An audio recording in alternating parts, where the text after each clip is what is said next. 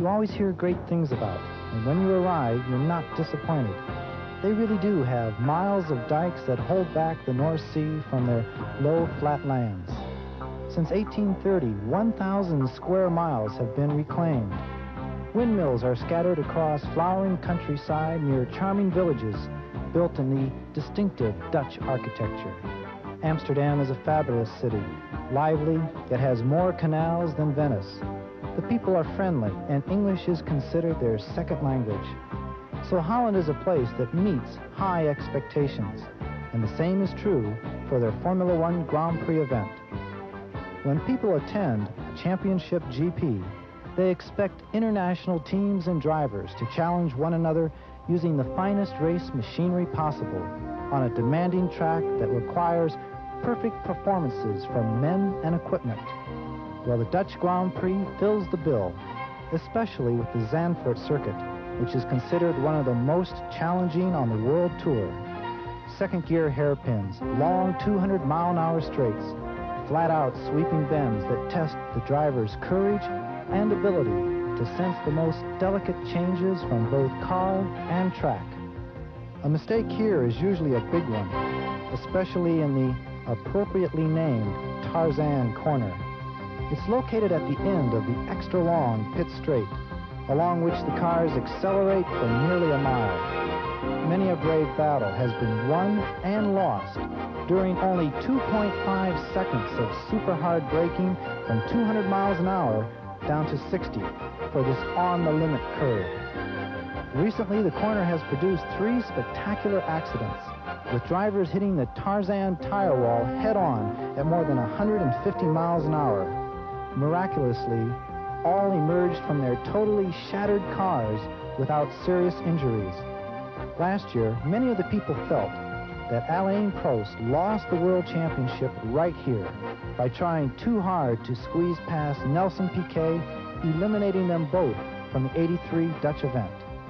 Even Grand Prix titles can be claimed or granted by this most difficult and favorite passing place. At Tarzan Corner, it's the cars and drivers' ability to stop or de-accelerate that secures victory. Precise judgment to the millisecond for when to put on the binders is the key. A second too soon, and 2 cars will streak past. A second too late, and you're spinning in the sand.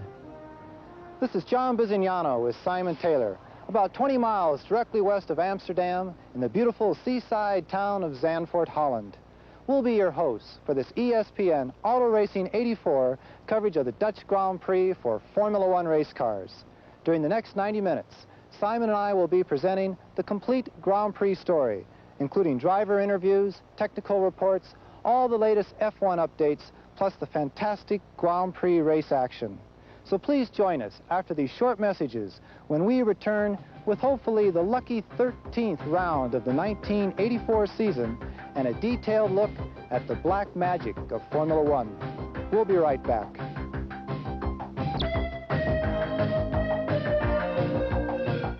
About the most powerful turbo motors, sophisticated suspensions, stiff chassis, effective brakes, and the latest aerodynamics. But all these features have only one medium of contact with the road, the 4 black patches where the tires meet the track. Even a driver's style and ability is subject to how well his tires are working and how well he manages them throughout an event. When all these components are in harmony with the tires, things turn to magic. Lap times fall, and victory can be made to look easy. Getting the tires right is the black magic of Formula One. Currently, there are 3 major tire companies gripped in a technical war for supremacy over the black magic. So far, it's been Michelin's year, scoring 10 wins for 12 starts via teams Brabham and McLaren. Goodyear, with 19 years of F1 experience, has pulled out all the stops to regain the mountaintop they enjoyed for so long. Pirelli has had moments of glory, but they need a strong team to carry through the effort. Basically, each of these manufacturers supply 3 kinds of F1 tires. Because Formula One races in the rain, wet tires are essential. The wets.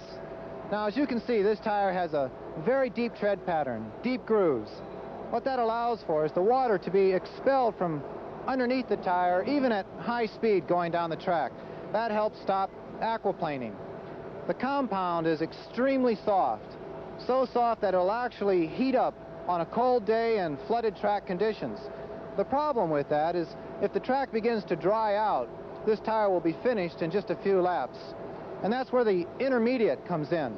Again, another wet tire, but designed for partially dry and wet conditions. Deep grooves to stop the aquaplaning, but more rubber to put on the road and create more grip. The intermediate will actually last a complete Grand Prix race distance. The Racing Slick. This is the tire that does all the work. As you can see, there's no tread design whatsoever, no grooves. If there was a tread here, that wouldn't be rubber touching the ground, that would be an airspace. And the whole principle of this tire is to put as much sticky rubber compound in contact with the track as possible. Now, they come in about 5 different categories for the different circuits and current track conditions, and that is where the selection becomes extremely important. The qualifier. As you can see, it is of the slick type race design with no treads, and the compound is extremely sticky. In fact, as you can see, it picks up virtually everything it comes in contact with. Now, each driver is given 2 sets of these tires for each qualifying session, and he must do his best lap in only 2 or 3 tries. After that, the tire will be completely gone. That's a dangerous situation for most drivers to be in. Now, the reason for the rear tires to be wider than the front is because the back of the car takes about 65% of the weight.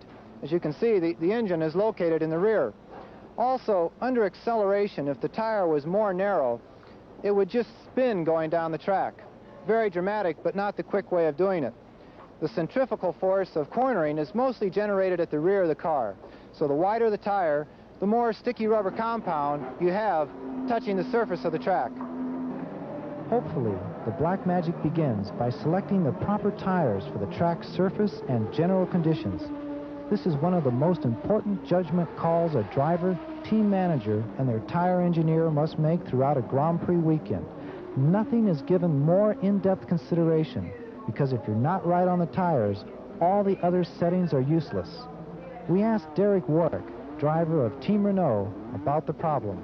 How important are the tires to the success of a Grand Prix weekend?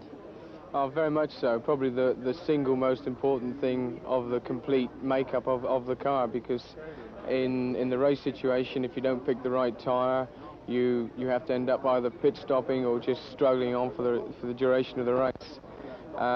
As for qualifying, we generally use what's known as a one-lap qualifier, and you do your one-time lap, and after that the tire is completely finished.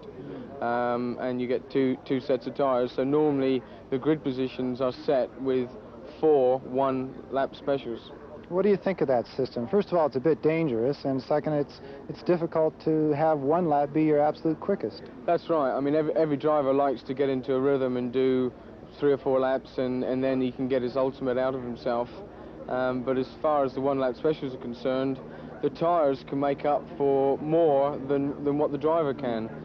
You get so much grip in that one lap that it way outlays any other possibility of using a tire that's maybe good for 4 or 5 laps. Even though you can put a better lap together, the tire will just produce so much grip that you have to use the qualifier. Derek, once you've made the choice, you still have to manage the tires throughout the race. What's that process like? Sometimes very difficult. Like my last race in Austria, we actually chose the wrong tires. And after about 8 laps, I started to blister the left rear, and I could see it in the mirrors. And you just have to sit there for as long as possible and see the blisters growing bigger and bigger, hoping to get over a certain distance so you can come in, change tires again, and get to the finish, because you obviously don't want 2 pit stops. That can be a bit of a disturbing situation to sit there, sometimes at 180 miles an hour plus, and watch your tires slowly falling away on you. Well, you know, it's down to you choosing the wrong tires in the first place, so I suppose you have to bear it up when it actually happens to you. In Austria, it was quite hairy because you have some very fast corners, 170, 180 mile an hour corners, and when you know you have a blister, it's sometimes very difficult to go into that corner as fast as you normally would. There's really very few tire failures nowadays. Sometimes you pick something up on the track which will cause it to deflate. But have you ever had an accident because of a tire failure? No, never. I've blamed the tires many times, but never. Yes, very easy. No, I mean, the technology that the tire companies have nowadays, I think they've overcome any kind of problem of disintegration during the course of a lap. The only thing you get, as you say, is hit some debris and get a puncture. Little is left to magic in the design, construction, development, testing, and racing of a Grand Prix tire. We talked to Lee God, manager of international racing for Goodyear, about their tremendous Formula One effort. Lee, what's involved in developing a new race tire? Well, John, it's a matter of experience first. Our engineers, of course, have some sort of an experience in what they need and what they would like to have. Compounds are mixed maybe like a cake. They try different ingredients, different amounts of certain ingredients, different constructions, different stiffness of sidewalls, and so on. So whenever our engineers think they have a better idea, they'll write what we call the specs back in the office, build the tire, and of course all this takes approximately a week or maybe 10 days. Build the tire, we have to ship it to the racetrack and put it on the racetrack and compare it against something proven ahead of time, and it's a continuing operation. So the real testing actually comes on track? There's a lot of testing done in the office and machines back in the factory, but the real test is always at the track. In other words, it's got to show on the track. Theory moving into practice. Yes, it's a combination of theory, and theory has a lot to do with it, but the results on the track is the only criteria you go by. Ali, you have a tremendous logistical program here that goes with your racing setup. How many tires do you bring to a racetrack? Well, this year we're bringing probably 1,100 to 1,200 tires. We have 12 cars we're supporting. This includes qualifying tires and rain tires. We make them all in Akron, Ohio, and unfortunately most of the races are in Europe, South America, or Africa, so it's a tremendous logistic expense and job getting them to the right place at the right time. Are those all air freighted then, right from Akron? Air freight bill is horrendous. I mean, we're supporting some airlines, I'm sure. Well, you must have great marketing rewards then. Do you think it pays off in a marketing concept? I think it does, certainly. Especially here in Europe, where the people are so proud of their cars and tires. Most tires are round and black, and you can't say much about them unless you can prove or say they've done this or they've done that, they've beaten this guy or that fella, they're so fast. Yes, it's definitely rewarding. It's the only reason we're doing it. Formula One Black Magic comes in two categories, good and bad. A team's racing tires can be their strongest or weakest link in the chain to Grand Prix success. Stay with us. After these short messages, Simon Taylor will return with the qualifying story here at Zandvoort.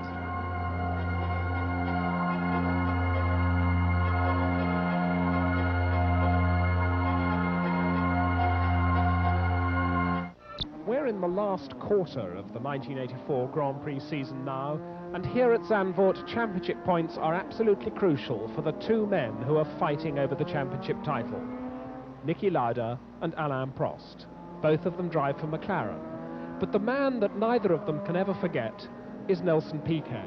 The Brabham driver is always very fast. For a lot of the season, he's been the fastest. Of the 3 Grand Prix races that he's finished without trouble, he's won 2 and finished second in the other. His chances of winning the championship title are now almost finished, but he wants pole position.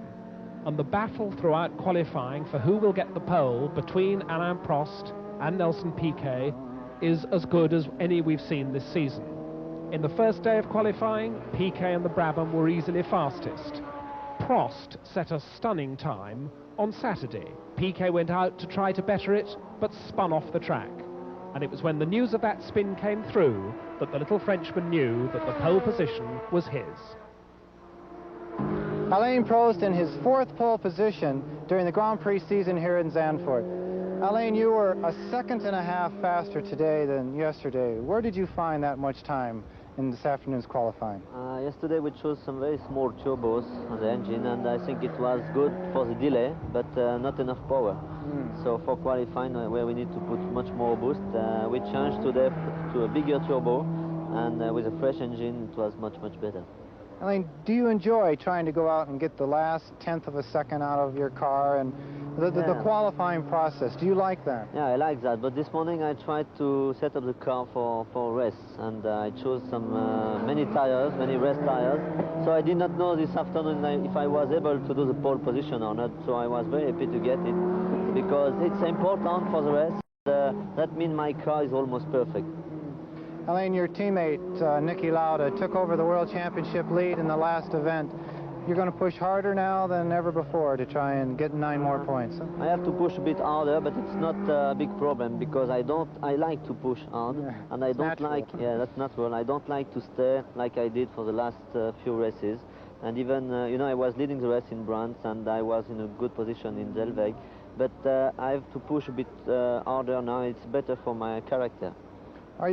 Are you pleased with the track here in Zandvoort? Last year, you had some problems here. Do you have a reoccurring nightmare about that? Or? It's no problem for me. It's a new year, and I think it was more a problem for all the people who on the track than for me. I mean, it's only an accident like everybody and every driver gets sometimes. Maybe I did a mistake, maybe not, but I did not try to find some excuse. I lost the race, and I don't think I lost the championship because of this race. Everybody's reminds this race, but I don't care. That's another one. I want to win it. Well, tomorrow we hope that the great battle that you and Nelson had last year reoccurs, but all the way to the checkered flag. That would be best. Thank you. I think with Nelson it's no problem, and I hope to finish the race anyway, even if he's winning the race. You're going to go play some golf now. Is that a relaxing way for you to spend your Saturday afternoon? I need to relax because it's more and more difficult for me. Everybody, and especially the French press, French people are waiting for the first champion, and I have more and more pressure, so I need to relax. But I'm in a very good shape. Despite his spin on Saturday, Nelson Piquet's Friday time was still good enough to put him on the front row of the grid with Alain Prost, although the Brazilian was no doubt disappointed not to have the pole. Nelson, you were trying very hard at the end there. Well, I was starting with a car that was low on the power, and in the end we went for another car. And I didn't have much chance because I spun in the second corner of the lap and finished everything. Was that going out with absolutely cold tires and trying to get them heated up as soon as possible, or? No, it's normal. No, you have to do the tires good enough for one lap, and if you don't do it, that's it. And the beginning of the lap, always the tires a little bit cold, but if you don't do that, before you finish the lap, you finish the tire. Of course, you and Alain Prost will be starting right next to each other tomorrow, and everyone remembers your battle here last year. Or how do you look back on that now, a year later? Well, now he's in a better position. Right. He's much in front of the championship. You still have a good chance to win the championship. I don't. And I have nothing to lose. No, I try to do the race to win the race. Is it harder to keep your enthusiasm up for going as hard as you can when you know the championship is out of your grasp? No, it's completely opposite, because when you don't have the championship in the balance, and you can try much harder. You can even if you lose a race, you don't lose the championship. If you make a mistake, you don't lose the championship. You lose only one race. So you can actually take more chances than if every race was going for the championship. Oh, yeah, not doubt. Do you enjoy that position? Yes. You do? You like going out and just taking every last second of every last lap possible? Sure. What about this circuit, Nelson? Well, it's every year it suits the car very well, suits the Brabham very well, and I've been driving, doing very good races, but it's not the best circuit. So Prost's McLaren and Piquet's Brabham on the front row for the Dutch Grand Prix here at Zandvoort, a recipe for a great race. News of the rest of the starting grid after this short message.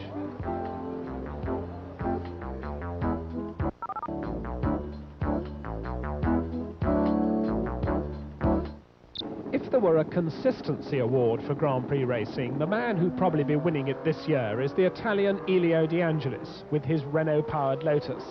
He's scored championship points in 9 out of the 12 Grand Prix so far this year, and he still has an outside chance of winning this year's title if the McLaren men run into a real mar of bad luck. This is Peter Waugh, the Lotus team manager, who's just announced that the brilliant young Brazilian Ayrton Senna will join Lotus next year. Nobody knows whether he's replacing Elio De Angelis or Nigel Mansell. They're still talking. But Elio De Angelis has got third position on the grid, ahead of the two Renaults. Derek Warwick, the Englishman, is once again marginally quicker than his teammate Patrick Tambay. But both the Renault drivers feel that their cars can still go faster, and they're not totally happy with their times. Warwick is currently 6th in the World Championship, but he's only scored points in 5 outings this year. So the Goodyear-shod Renault-powered Lotus is faster than both the Michelin-shod Renault-powered Renaults. And that's bound to mean an interesting battle during the race tomorrow. 3 out of the first 5 qualifiers are Renault-powered. Is that a problem on a power circuit like this, to know that they have the same exact engine or the same amount of power to deal with as you do? Well, it shows that Renault is providing the same kind of equipment to all the teams, so I think it's a good thing, because it's a possibility to do a lot of development research, not only in your own team but also in all the different teams. Sometimes it could be I mean, you'd like to be the only one to use all that nice power, and but I mean, it's only fair. Renault is in racing for commercial reasons as well as sportive ones, and it's only fair that all the teams be capable of using the Renault power. Can you see any difference in the chassis handling between the Lotus, which is Renault-powered, and your Renault? Do they have an advantage someplace else on the circuit? Well, I think it's probably fairly close to chassis. I think the biggest difference is obviously that one is equipped with Goodyears and the other one with Michelins. Whether that is a handicap for them or an asset, I don't know. They seem to have been the one team on Goodyear this year to have been capable of really developing the product, to really cope with the product, the new radial Goodyears. But if you look at the grid, it's basically all the front runners are all Michelin runners. Well, the Goodyears have shown extremely well in qualifying, but still, the Michelins this year have won so many of the races via Brabham and McLaren. I think we could, I hope not, but I think we could see a Goodyear win here. It's a track where Goodyear always done very, very well. I remember last year we were in an extremely good position with them. Hopefully it's not going to be the case this year. Last year you finished 2nd here in a very good race. Does that help psychologically to come back to a track like this where you've had a good previous finish and come back to do battle again? Yes, it does, but you're really only coping with the equipment you have at the time you're doing the job. And if I was sitting in a Nozella, probably today I would not be very, very far up the grid, and I would have some problem for the race. So yes, in fact, I'm pretty happy and pretty optimistic for tomorrow, bearing in mind that I did miss the start last year and I should have won without that big mistake. So you're right on schedule for your recovery plan from the broken ankle you talked about earlier. Yeah, I thought that belt bag would have been a nice proof of that. When the two, I was with the leaders, and when there were two of them were wounded, and I was catching them pretty strongly and could have taken the lead probably and win the race. But in order to finish first, you must first finish, and it's been my problem this year, always a few miles from home. Well, Niki Lauda, the current World Championship leader, not as quick in practice as his teammate Alain Prost. Prost on pole, Lauda back in 6th place on the grid. After various problems in practice, he was quick, but just not quick enough. And that'll no doubt be a point that's disappointed him. But we've seen Niki Lauda make storming starts from well down the grid in several races this year. And we'll have the full news of the race, of the Dutch Grand Prix here at Zandvoort, here on ESPN Auto Racing 84, after these short messages.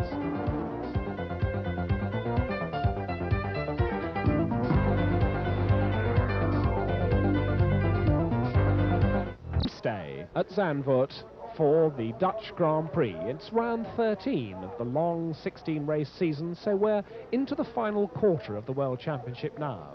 And that battle between Alain Prost and Niki Lauda, the McLaren teammates, is becoming very close indeed.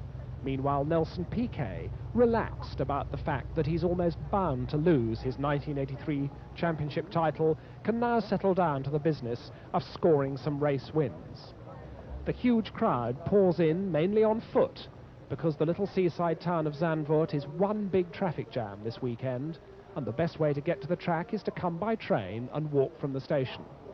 27 cars on the grid, with local hero Hugh Rottengatter at the back, and Alain Prost, of course, with the McLaren at the front. The incredibly successful McLaren team have won 8 of the 12 Grand Prix so far this year. Alain Prost has won 4 of those 8. And after so nearly winning the World Championship last year and being beaten by this man, Nelson Piquet, he is absolutely determined to make 1984 his year. Piquet just wants to win races. He knows that the championship title is virtually gone for him. Elio De Angelis, however, still has an outside chance. And so, on the third row of the grid, he's going to want to chalk up more points and perhaps get his first win of the year with the Renault-powered Lotus. Derek Warwick, a year which at the beginning looked as though it was going to be a wonderful one for him, but which since has been plagued by unreliability and bad luck. He's still 6th in the championship on 23 points. His teammate Patrick Tambay just behind him, 5th quickest. The amiable Frenchman, one of the more experienced men in Grand Prix racing, and only 9 points to his name so far this year. And 6th on the grid is the legendary Austrian Niki Lauda, 23 Grand Prix wins under his belt now and more championship points than any driver in history, and he's the current World Championship leader. And as the cars go out on their final warm-up lap, let's look at the rest of the grid. On row 4, the 2 Williams Hondas both together. So the Dallas winner Keke Rosberg is 7th, and Jacques Lafitte, his best grid position for some time, 8th. On the 5th row, Michele Alboreto in the faster of the 2 Ferraris, but neither of the Ferraris showing particularly well here in practice, and Teo Fabi, Nelson Piquet's teammate, in Brabham number 2. Then it's Thierry Boutsen in one of the Arrows BMWs, and Nigel Mansell in the 2nd Lotus Renault. Ayrton Senna, the Brazilian who'll be with Lotus next year, is on the 7th row with Andrea de Cesaris in the Ligier. Then it's René Arnoux Ferrari and Winkelhock's ATS, Cheever and Patrese in the Alfa Romeos, Sura's Arrows and Haino's Ligier, Ginzani in the Azella, Dr. Jonathan Palmer in the Skoll Bandit Ram, then Gartner, the Austrian, in his Azella, Stefan Beloff's Tyrrell, Stefan Johansson's Tyrrell, Philippe Alliot, the Frenchman, in the other Ram, and right at the back, the Dutchman, Hugh Rottengatter, with his Spirit Heart painted orange, Dutch racing colours, especially for this race. Ahead of them, 71 laps of a 2.64-mile circuit that needs a strong engine, strong brakes, and a strong head. The starting procedure, as ever, a red light, followed by a green, which will unleash thousands of horsepower onto this circuit, which is so often slippery with the sand that's blown off the dunes onto the track. Tyre wear, often a problem for that reason. There's the flag across the back, which says that it's all clear. There is the red light, there is the green light, and Prost is first to move, but Piquet is making a good start. Piquet is alongside Prost. Piquet is ahead of Prost. And down into Tarzan Corner for the first time, Patrick Tambay has also made a good start with the Renault. It's Tambay 3rd, it's Prost 2nd, it's Nelson Piquet in the lead. Elio De Angelis is up there in 4th place. Derek Warwick is 5th. Then it's the 2 Williams Hondas of Rosberg and Lafitte in 6th and 7th places. But look at this start. That's the current world champion carrying the number 1, as the world champion always does, Nelson Piquet in the Brabham. He's moving ahead, and there's problems already for the German Manfred Winkelhock. Winkelhock coming to a complete halt there on the rise out of the hairpin behind the pits, the Hugenholz Bocht, and as Winkelhock sorts out his problems, the rest of the field are streaming away, and Niki Lauda once again has not made a good start. There is McLaren number 8 trapped in the traffic. I make it down in about 10th place. They're still trying to get Winkelhock going. Winkelhock has indeed managed to restart his car, and meanwhile the leaders are streaming into the Panorama Bocht at the back. Look at De Cesaris moving up alongside Cheever, and De Cesaris and Cheever have collided. A typical first lap schmozzle. De Cesaris driving down the grass, trying to get back onto the track. He's waiting for a gap in the traffic, in fact, and he's on the tarmac once more. And meanwhile, the leaders already crossed the start-finish line, with Prost still second, Tombe still third, De Angelis is fourth. Up into fifth place now comes Keke Rosberg, ahead of Derek Warwick, who is sixth.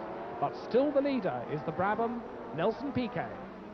1.5 laps gone, 69.5 to go, and we'll have more excitement from the Dutch Grand Prix after this short message.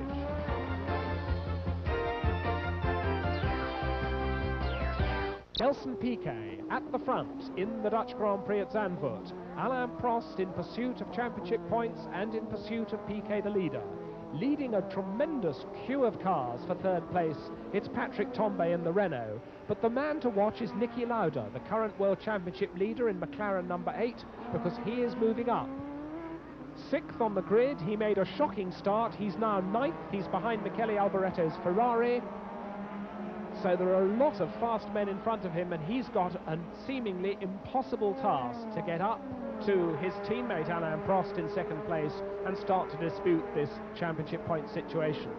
Meanwhile, on the long, fast, slightly downhill start-finish straight, up to 200 miles an hour, and then on the brakes they go for the Tarzan corner at the end, and having a little look at the inside line there, seeing if he could pass the Black Lotus of Elio De Angelis, was Keke Rosberg. So Rosberg seems to be moving up in the Williams Honda. Here is Piquet the leader, there is Prost in second place.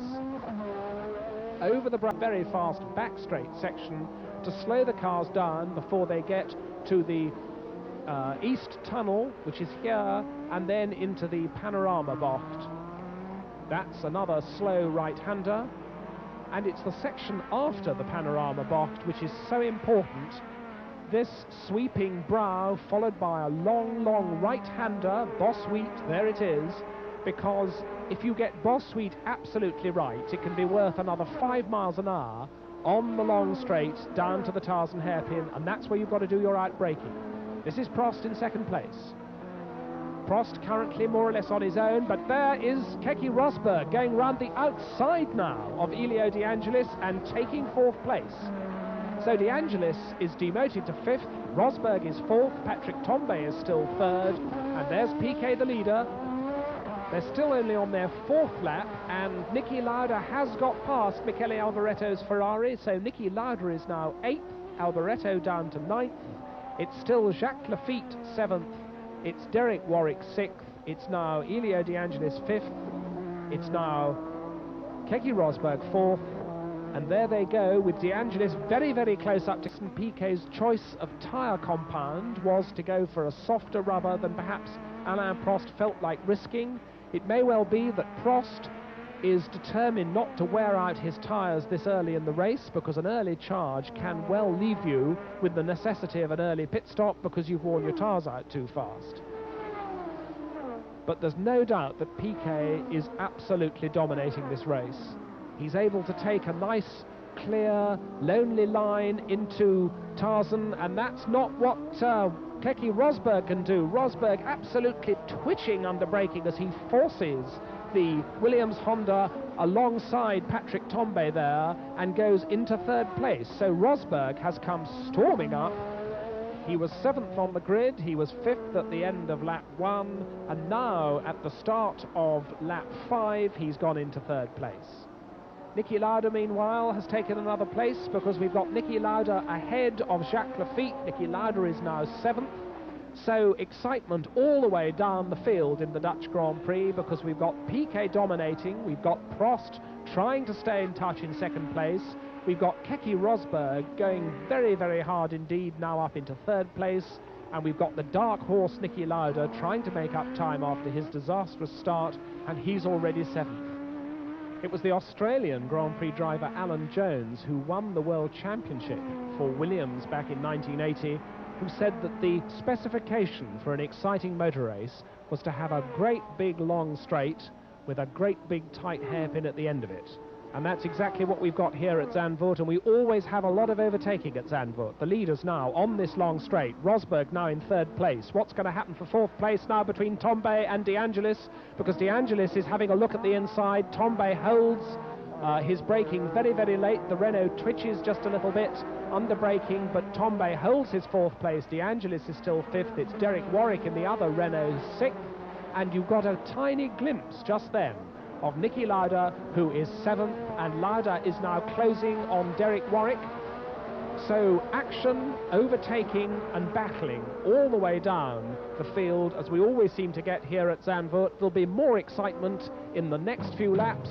Rejoin us here on ESPN Auto Racing 84 after this message.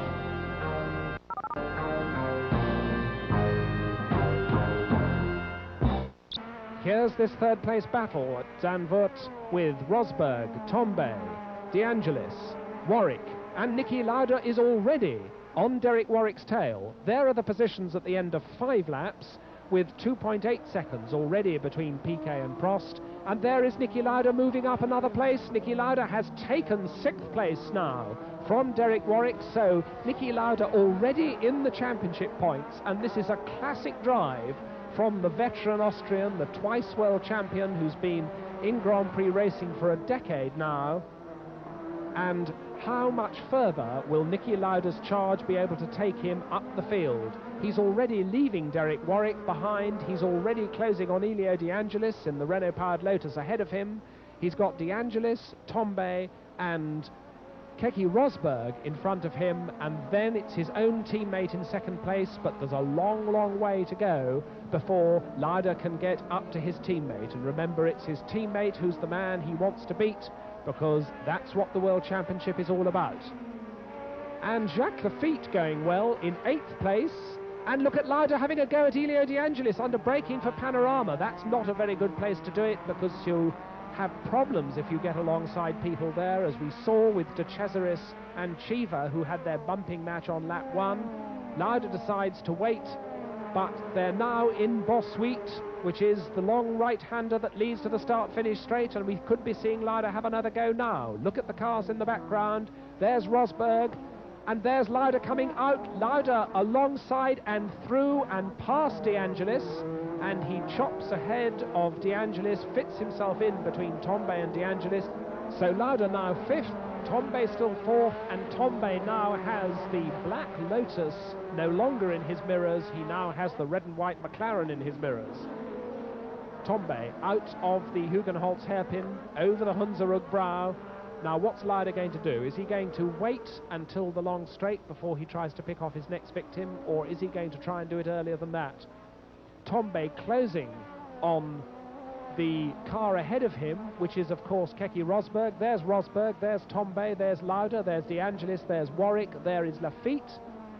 And we've got a caller at the pits already, and it's Alboreto, it's Michele Alboreto in the Ferrari. What a sorry season the great Ferrari team are having.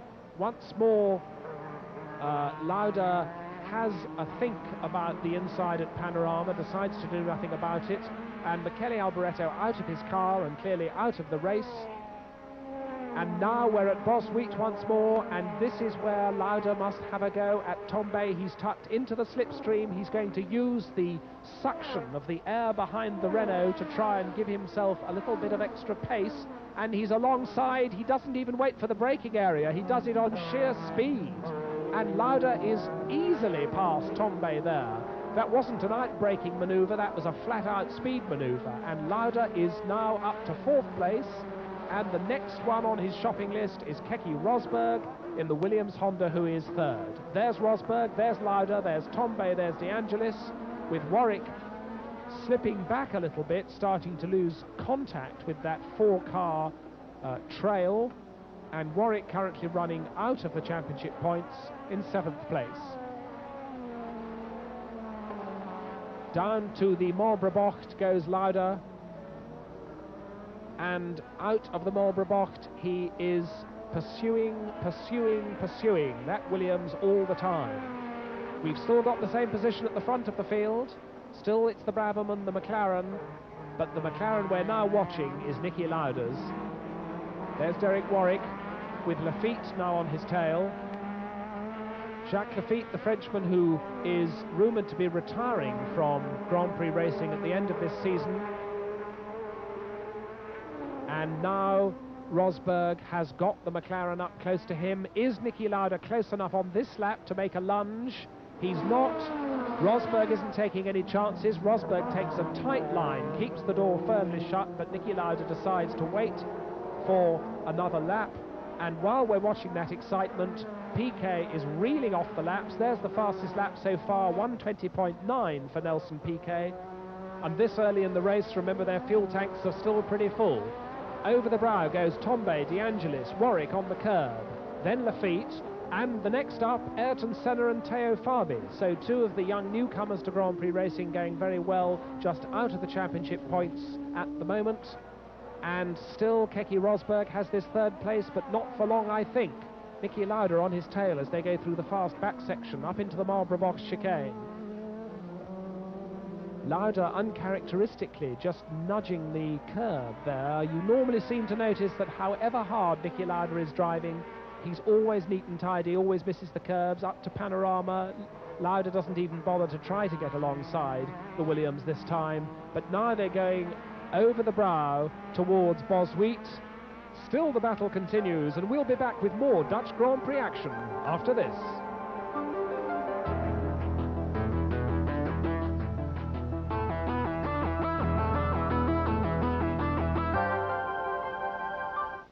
Is still leading the Dutch Grand Prix here at Zandvoort, but he's in trouble. A great plume of oil smoke following the Brabham round, and clearly that car is leaking oil because Alain Prost's car in second place is slithering and sliding behind it. Still the third place battle goes on between Keke Rosberg and Niki Lauda.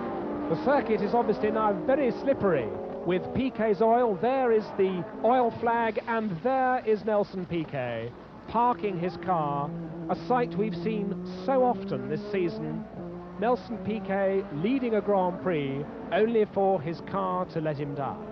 And so Piquet out, Alain Prost has gone through into the lead, so that caption already out of date because of Piquet's retirement. Rosberg is still hanging on to this second place, as it now is, and Nelson Piquet, crash helmet off, waving to the crowd, philosophically walking home. That's another Grand Prix that ends with a short walk back to the pits, and the mechanics will have to come and get the car later. And meanwhile, here is the battle for second place. It's going to find an easy way back past that McLaren. Once again, the McLaren was able to get by on power before they ever got to the braking area, and Lauda had obviously got a very good run out of Boswheat. And so now, once again, we have got the sight. Niki Lauda, the new second place man. Keke Rosberg is now third. Fourth, Patrick Tombe with the Renault. Fifth, Elio De Angelis with the Lotus. Sixth is Derek Warwick with his Renault.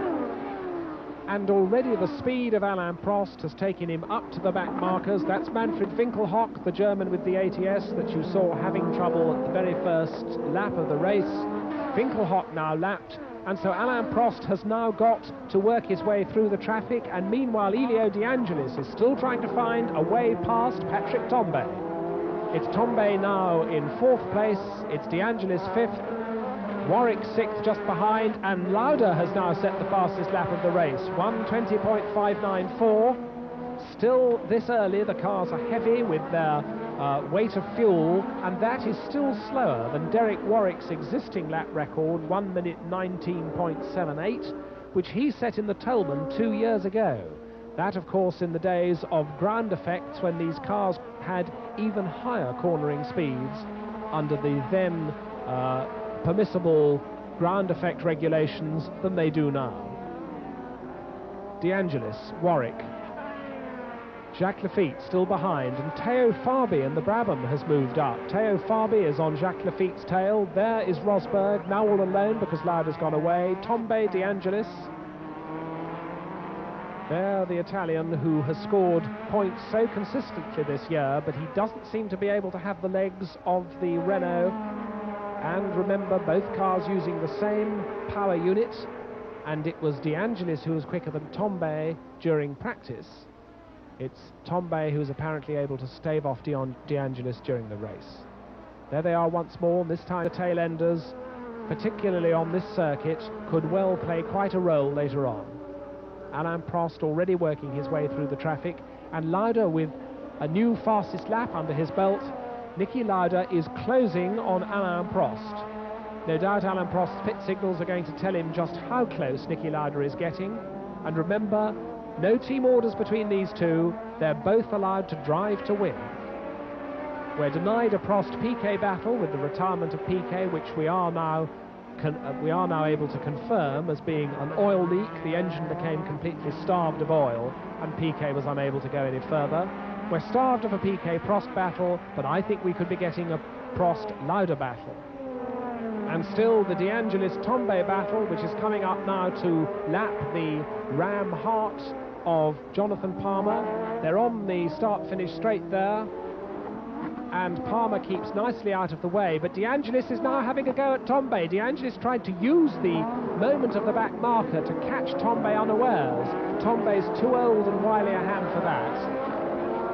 And behind Palmer, Warwick now under considerable pressure. Derek Warwick in the other Renault under considerable pressure from not only Jacques Lafitte now, but also Theo Fabi in the other Brabham. We'll have more ESPN Auto Racing 84 action from Zandvoort after these short messages.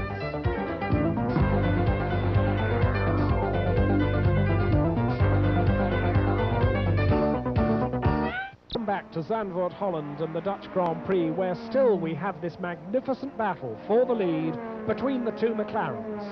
Alain Prost in the lead in number 7, Niki Lauda in second place in number 8. And remember that the two of them are neck and neck in the World Championship point standings with only 3 races to go after today's event. And already opened the gap out a little bit. On my stopwatch, as they passed me at the end of the previous lap, it was just over 2 seconds. And we've got another caller at the pits. This is Andrea de Cesaris' Ligier. We were just watching Francois Hainaut's Ligier. The Ligier is using the Renault turbo engine, as do the Lotuses, and rather slowly into the pits. Although the team are ready with the tyres, that looked like a pretty terminal pit stop to me. Meanwhile, Elio De Angelis doesn't really seem to have recovered from that moment when he got rudely bumped onto the grass by Manfred Winkelhock. Winkelhock long since gone. Patrick Tombe still ahead of him. They've got one of the Azellas, driven by the Austrian Joe Gartner, between them. So still De Angelis has not managed to get back onto terms with Patrick Tombe.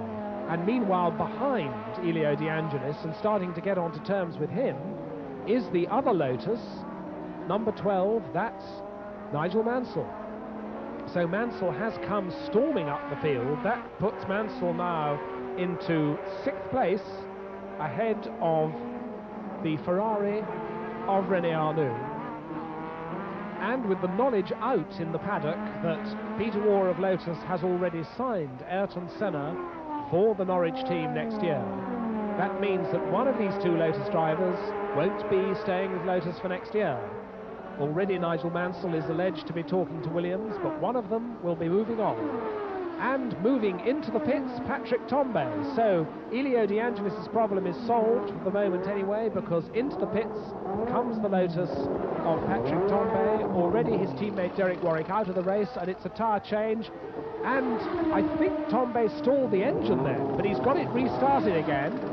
And the tyre change is over. One rear wheel not finished. Now all 4 are done. Away goes Patrick Tombe back into the race on fresh rubber, but that has dropped him behind De Angelis and behind Nigel Mansell. Another caller at the pits there, that was Thierry Boutsen in the Arrows BMW. And we look now at Alain Prost, the leader. There's Thierry Boutsen having his tyre stop, and that's a shame that he's had to stop, because Boutsen had got up into 8th place behind René Arnoux. And so, with Patrick Tombe dropped down by his pit stop, we've now got this Lotus battle between Elio De Angelis and Nigel Mansell for 4th place it is now. And seeing these 2 black and gold Lotuses circulating round Zandvoort so close reminds those of us who've been coming to Grand Prix racing for some years of the 1978 situation when Mario Andretti, the American, the great American driver, won the World Championship for Lotus. And at this race in 1978, the great Swedish driver, Ronnie Peterson, followed Andretti loyally round. He could perhaps have overtaken him, but he didn't, because the agreement was that Andretti should go for the championship. And just 2 weeks later, Ronnie Peterson was fatally injured in the crash that he had at Monza. There's René Arnoux in the Ferrari. Now, Arnoux will have come up with Tombé's stop to 6th place. So René Arnoux, having had a hard and difficult race on a car that is clearly not competitive with the McLarens, with the Renaults, René Arnoux is now up into the championship points, running in 6th place. Coming through the traffic, Niki Lauda. Niki Lauda having just lapped Teo Fabi. Remember, he had a pit stop with Brabham-BMW after his spin. Ahead of Niki Lauda to be lapped, it's Stefan Johansson in the Cosworth-powered Tyrrell, one of only 2 non-turbocharged 3-litre cars which started this race. And Niki Lauda has got in these last few laps than has Niki Lauda, and by my unofficial hand timing, as Lauda goes past Johansson up to Panorama, I make the gap now 8 seconds. It did come down to as little as 1.2 seconds, and then Alain Prost replied with the fastest lap on the race, so far at least. And Prost does seem to have been able to pull away from Niki Lauda with some ease. The McLaren team hanging out their pit signals, telling both Prost and Lauda on the exact situation as Lauda goes into Tarsen with the back markers now.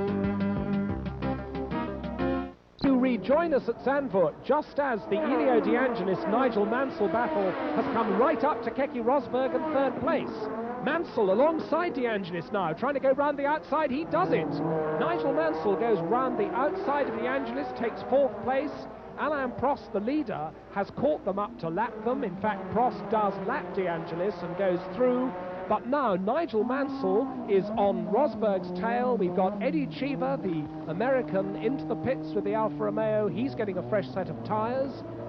Cheever currently running in 10th place. If this is a quick stop, he may get out without losing his place. He's had a quick shouted word with the team manager, Signor Tonti. It's off the jacks, and on goes the power. Spinning of the wheels out of the pits again, and now we're back with this wonderful 3rd place battle, which has the leader Alain Prost right in the middle of it. We've got 4 cars. Rosberg is 3rd, Mansell is 4th, Prost in the red and white McLaren is the leader, and Elio De Angelis, for whom all the activity on the last lap seems to have been a bit much, has dropped right back. So, 3rd man Rosberg. He's got 4th man Mansell on his tail. Mansell wants to find a way by. Mansell's having a look now, and Mansell goes through. Oh, and he almost loses it. The car weaving under braking. He very nearly lost the Lotus completely. And Rosberg has an attack back as they go through the curves behind the pits down towards Hugenholtz, and now Rosberg goes past Alain Prost again. But that looked very marginal for Nigel Mansell under braking. He was absolutely on the limit, and the Lotus gave a great big weave. There you see it, the back end of the car almost getting away from him. Rosberg leaves him enough room, puff of flame from the exhaust pipe of the Williams Honda, and Mansell scrabbles through, but he was on the edge of losing the Lotus then. But he's got it, he's got his 3rd place. Rosberg is 4th. There is Riccardo Patrese jogging home. He, Cheever's teammate in the Alfa Romeo team, has obviously abandoned his car somewhere. Now Prost goes back ahead of Rosberg, but Mansell comfortable now in 3rd place. It's going to take Rosberg a while, if at all, to get back onto terms with the Flying Lotus driver. Nigel Mansell driving as well as we've seen him drive all season. Remember, he led the Monaco Grand Prix only to spin off in the rain. He led the Dallas Grand Prix only to brush a wall and eventually to collapse from heat exhaustion when trying to push his crippled car home over the finishing line. Nigel Mansell, a driver who never ever gives up, very determined, very hard-headed driver indeed. And I wonder how he felt passing Keke Rosberg then, because he must know, if he has signed for Williams, as is rumoured, that Rosberg is probably going to be his teammate, his team number 1 next year. Now Prost re-establishes the situation by lapping Mansell. Mansell lets him go, and that means that Alain Prost has now lapped the entire field, except his own teammate Niki Lauda, and he's now in a distant second place.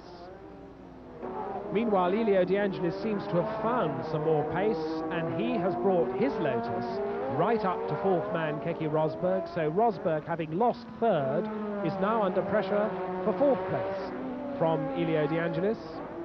De Angelis once again having a reliable race.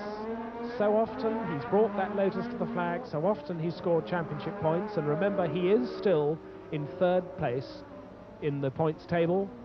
A good finish here could just keep his championship points alive.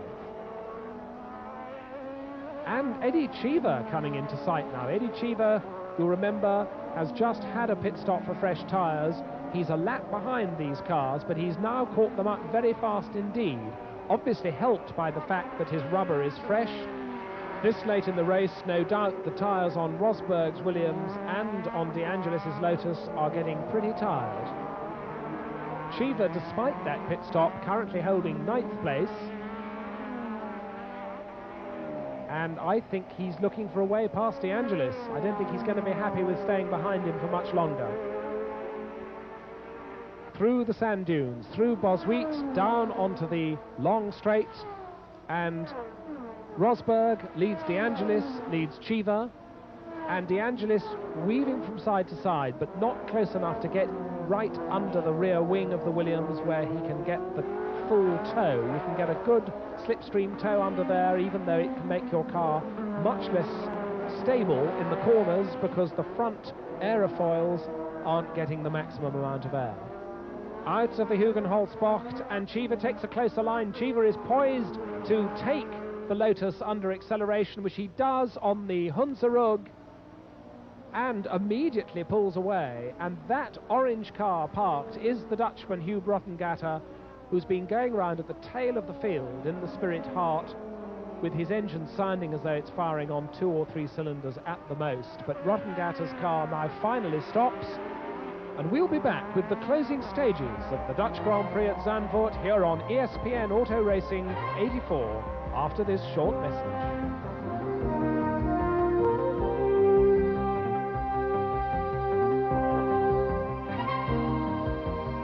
Drama in the closing stages of the Dutch Grand Prix because the Belgian driver Thierry Boutsen is coming to a halt just beneath our commentary box here with his right-hand front wheel barely still attached to the car, and it happened on the long 200-mile-an-hour straight. It could have been very nasty indeed, but Boutsen got the car stopped.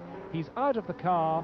What happened was that René Arnoux made a very late decision to dive into the pits with the Ferrari right under Boutsen's nose. Boutsen simply couldn't avoid him and clouted him, but he's stopped. Arnoux is into the pits for fresh tyres. He's out again, and we're now watching the leader, Alain Prost, as Eddie Cheever once more walks away from his car, the American who's such a hard trier, who so often has retired from Grand Prix races this year, the American who lives in Rome in Italy, walks back to the pits.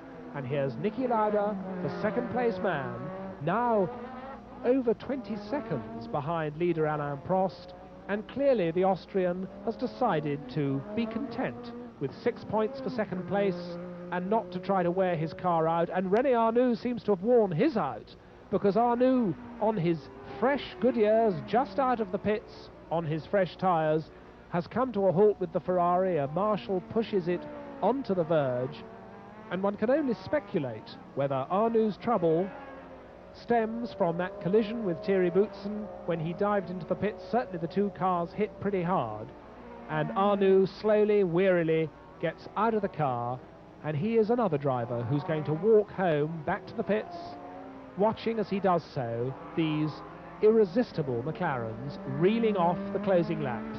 This is Niki Lauda over the brow towards Boswheat, and that is Alain Prost at the far end of the straight through Tarzan as his teammate comes into the straight. And Nigel Mansell has unlapped himself on Prost. He's now running ahead of Prost, still in a comfortable third place, but the fourth place man is in the pits. That is Keke Rosberg. After such a hard drive, he's in the pits.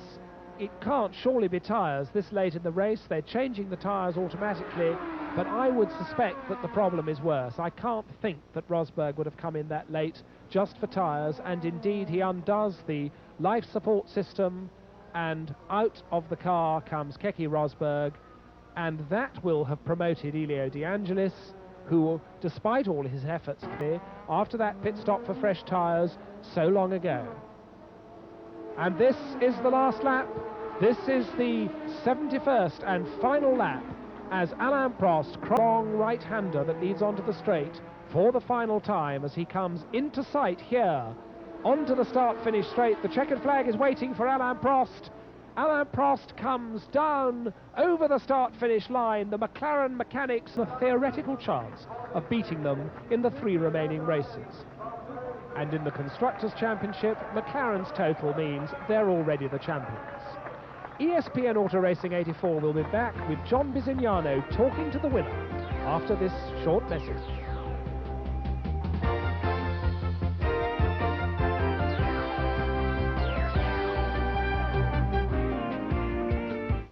Than me, same as Niki, so I had to be careful at the beginning because I had harder tires, but I did not want to push hard to get him because the race was long, and I knew that he tried to push hard to go away. So I was just waiting, and when Niki was just behind me, I had to push a bit harder, but everything was perfect today. There's nothing to do against me today. Niki got within 3 seconds of you. Of course, you were aware of that from your pit signs and so forth, and your mirrors. No, I had a big problem because they showed me Rosberg plus 17 and Niki plus 3, but I was sure that Niki was behind Rosberg. So I went a bit more slow. I said it's no problem, 17 seconds lead, it's no problem. And I've seen in my mirrors and Niki was behind me. So I had to push harder after that, but it was no problem. I was much quicker. And at the same time, you were having some problems with traffic just when he was close. I had some traffic, that was a big problem for me. Now, some of the cars were running out of fuel at the end, having to run that hard. Were you worried about your fuel consumption? I was worried a little bit, but I had 24 seconds Niki, so the end of the race was very slow for me, so I had no problem. I think I have no problem because we have no gauge on the car. It could come as a surprise, that problem. Yeah, exactly. The fact that you're 1.5 points behind in the championship now, that's still a heck of an improvement over last weekend, yeah? Yeah, I mean, 1.5 point is nothing, you know. I have to be in front of Niki the next race, and it's no problem. It's like if we were equal. So I think still 3 races, everything can happen. How'd your golf game go yesterday? Did you win? No, I play so bad at the moment. I have many things to sing, and I don't play so well. Well, it seemed to have worked for you here, though. It must have helped a little bit to relax. Yeah, it's good for relaxing, but I have to think about Formula One, and it's difficult to think about golf at the same time. This has been John Bisignano and Simon Taylor. We've enjoyed bringing you this ESPN coverage of the Dutch Grand Prix. Thanks for being with us. Please watch your local listings for more ESPN Auto Racing 84 as we move from the seaside of Holland to the foot of the Alps in the Italian Grand Prix in Monza. Please be with us. So long from Zandvoort, Holland.